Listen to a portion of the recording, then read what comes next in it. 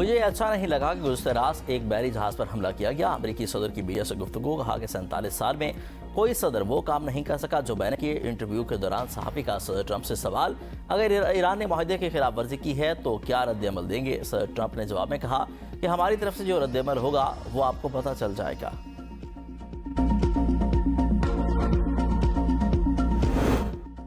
آبنا Hormuz میں امریکہ کا ایران پر فضائی حملہ۔ امریکی سینٹرل کمانڈ کے مطابق تجارتی جہاز پر حملے کے جواب میں کارروائی کی۔ امریکی سینٹرل کمانڈ کے مطابق امریکی طیاروں نے ایران کے میزائل اور ڈرون سمیت ساحلی ریڈار کو نشانہ بنایا۔ آبنا ہرمز سے گزرنے والے تجارتی جہازوں کا تحفظ جاری رکھیں گے۔ ایران نے 25 جون کو تجارتی جہاز کو نشانہ بنایا تھا۔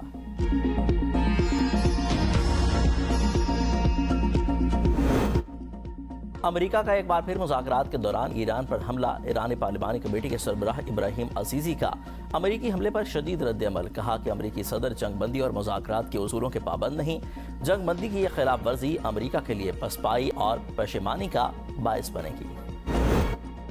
تشدد کا جواب تشدد سے دیا جائے گا۔ نائب امریکی صدر جے ڈی وینس کا ایران کو ایکس پر پیغام۔ ایران نے جنگ بندی کے معاہدے پر دستخط کیے اور امریکہ نے اس کی مکمل پاسداری کی۔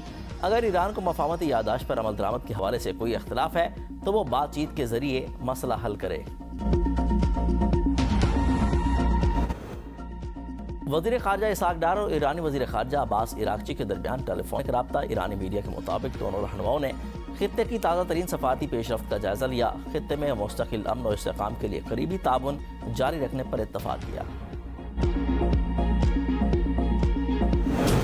امریکہ، اسرائیل اور لبنان نے سہ افریقی فریم ورک معاہدے پر دستخط کر دیے۔ فریم ورک میں فوری سیکیورٹی اقدامات اور مستقبل کے مذاکرات کا روڈ میپ شامل۔ معاہدے پر عمل درآمد اور اس کے نتائج کی بنیاد پر اگلے مراحل طے کیے جائیں گے۔ واشنگٹن میں فریقین کے درمیان 5ویں دور کے مذاکرات کے موقع پر تینوں ممالک کے مذاکراتی وفود نے سہ افریقی فریم ورک پر دستخط کیے۔ دستخطی تقریب سے خطاب کرتے ہوئے امریکی وزیر خارجہ مارکو روبیو نے کہا کہ امید ہے فریم ورک سے لبنان میں امن کے لیے پیش رفت ہوگی۔ یہ صرف ابھی شروعات ہے، بہت کام ابھی باقی ہے۔ چاہتے ہیں کہ لبنان اور اسرائیل کے لوگ محفوظ زندگی گزاریں۔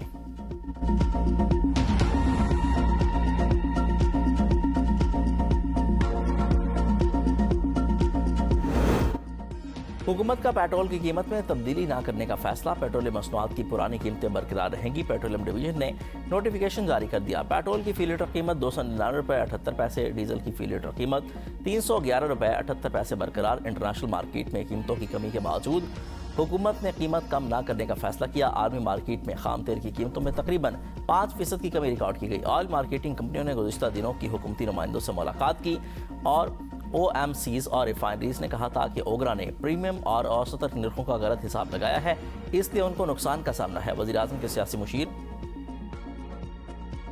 آبنا ہرمز میں ڈرون حملہ غیر ذمہ دارانہ اور احمقانہ اقدام ہے۔ امریکی صدر ڈونلڈ ٹرمپ نے ایران پر جنگ بندی معاہدے کی خلاف ورزی کا الزام عائد کر دیا۔ کہتے ہیں کہ ایران نے اپنا ہرمز سے گزرنے والے جہازوں پر 4 ڈرون حملے کیے۔ ایک ڈرون مال بردار بارائی حصے سے ٹکرایا جس سے جہاز کو نقصان پہنچا۔ کارگو جہاز اپنا سفر جاری رکھنے میں کامیاب رہا۔ امریکی فورسز نے ایران کے دیگر 3 ڈرون مار گرائے۔ ایران کی یہ کارروائی جنگ بندی معاہدے کی کھلی خلاف ورزی ہے۔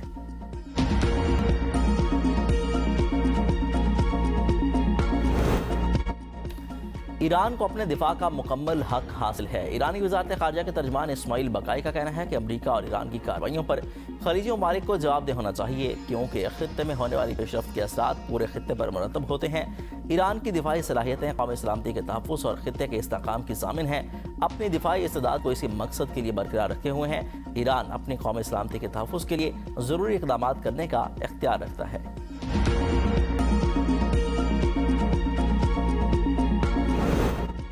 آبنا ہرمز میں جنگ سے پہلے والی صورتحال کی بحالی ممکن نہیں۔ ہرمز سے گزرنے والے جہازوں پر بعض بحری خدمات کے عوض فیس عائد کی جا سکتی ہے۔ عمان کا یورپی اتحادیوں کو پیغام۔ امریکی جریدے بلومبرگ کے مطابق عمان نے یورپی اتحادیوں کو بتایا کہ بین الاقوامی بحری قوانین کی مکمل پاسداری کی جائے گی، لیکن جہازوں کی رہنمائی، بحری آلودگی سے تحفظ اور دیگر خدمات کے لیے فیس لینے کی تجویز زیر غور ہے۔ رپورٹ کے مطابق عمانی حکام اہم بحری راستوں کے نظام کا جائزہ لینے میں مصروف عمل ہیں۔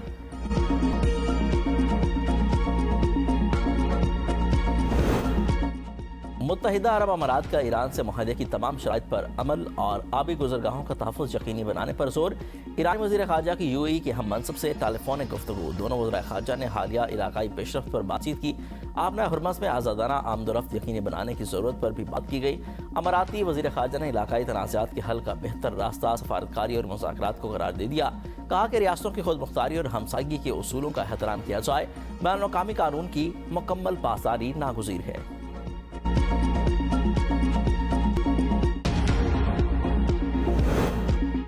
آبنہ ہرمز میں تنازعات کی روک تھام کے لیے امریکہ کی ایران کی رابطہ لائن قائم۔ رابطہ لائن سوئٹزرلینڈ کے مذاکرات کے اعلامیہ کے تحت قائم کی گئی۔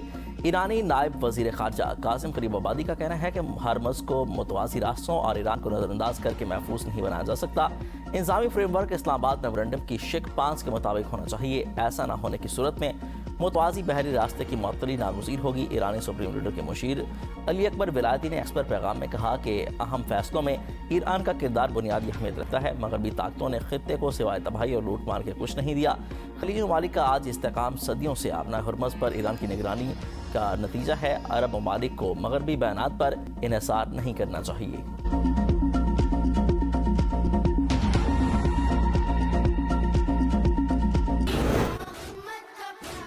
عراق میں ہزاروں افراد کی روزہ امام حسین رضی اللہ تعالیٰ عنہ پر حاضری۔ یوم عاشور کے جلوس درود و سلام کی صدائیں بلند کرتے رہے۔ روزہ امام حسین رضی اللہ تعالیٰ عنہ کی حدود میں داخل ہوئے۔ امام حسین رضی اللہ تعالیٰ عنہ اور حضرت عباس رضی اللہ تعالیٰ عنہ کے روزوں کے اندر دنیا بھر سے آئے ہوئے لاکھوں زائرین ماتم اور نواخوانی کی۔ ایران میں بھی یوم عاشور عقیدت و احترام سے منایا گیا۔ ایران میں انقلاب اسکوائر پر سب سے بڑا جلوس برآمد ہوا۔ جلوس میں امریکی اور اسرائیلی حملوں میں شہید ہونے والے رہنماؤں کے پوسٹرز بھی آویزاں کیے گئے۔ ملک کے دیگر شہروں میں بھی ماتمی جلوس نکالے گئے۔ ہزاروں کی تعداد میں عزاداروں نے حضرت امام حسین رضی اللہ تعالیٰ عنہ اور ان کے ساتھیوں کو خراج عقیدت پیش کیا۔ ایرانی صدر مسعود پزشکیان اور وزیر خارجہ عباس عراقچی کی ماتمی جلوس میں شرکت۔ وینزویلا میں تباہ کن زلزلہ، ہلاکتیں 920 ہو گئیں، 4000 سے زائد افراد زخمی، 50,000 سے زائد لاپتہ، امدادی کارروائیاں جاری۔ غیر ملکی میڈیا رپورٹ کے مطابق ہلاک ہونے والوں میں اسپین، چین اور اٹلی کے شہری بھی شامل ہیں۔ امریکی جیولوجیکل سروے نے اموات کی تعداد 10,000 سے زائد ہونے کا خدشہ ظاہر کیا۔ وینزویلا کے حکام کا کہنا ہے کہ دارالحکومت کراکس سمیت کئی شہروں میں زمین بوس عمارتوں کے ملبے میں لوگ دبے ہیں۔ انفراسٹرکچر کو نقصان پہنچنے کے باعث امدادی سرگرمیوں میں دشواری کا سامنا ہے۔ آفٹر شاکس کا سلسلہ جاری ہے۔ اب تک 1 درجن سے زائد زلزلے ریکارڈ کیے جا چکے۔ متاثرین سڑکوں پر رات گزارنے پر مجبور۔ شدید زلزلے سے متاثرہ کراکس ایئرپورٹ فلائٹ آپریشن کے لیے معطل۔ اگلے ہفتے کے دوران 5 شدت کے ایک اور زلزلے کا خدشہ۔ پاکستان، برطانیہ، اٹلی، ترکیہ، قطر اور ایران سمیت دنیا بھر کے ممالک کا وینزویلا سے اظہار یکجہتی، ہر ممکن امداد اور تعاون کی یقین دہانی۔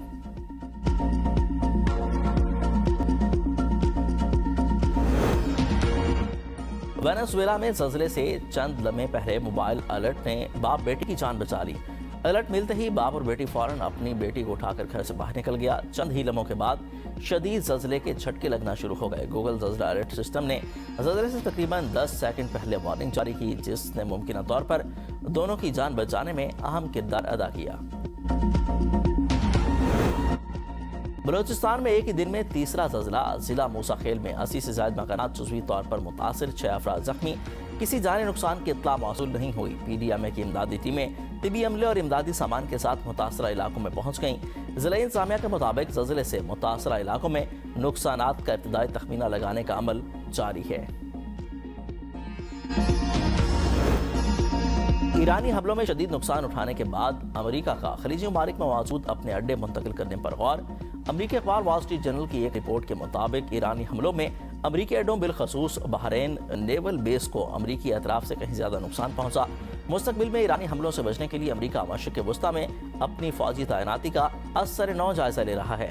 اس امکان پر غور کیا جا رہا ہے کہ خلیجی ممالک میں موجود بعض فوجی اڈوں کو مغرب کی سمت منتقل کیا جائے، جن میں اسرائیل بھی ممکنہ میزبان کے طور پر شامل ہے۔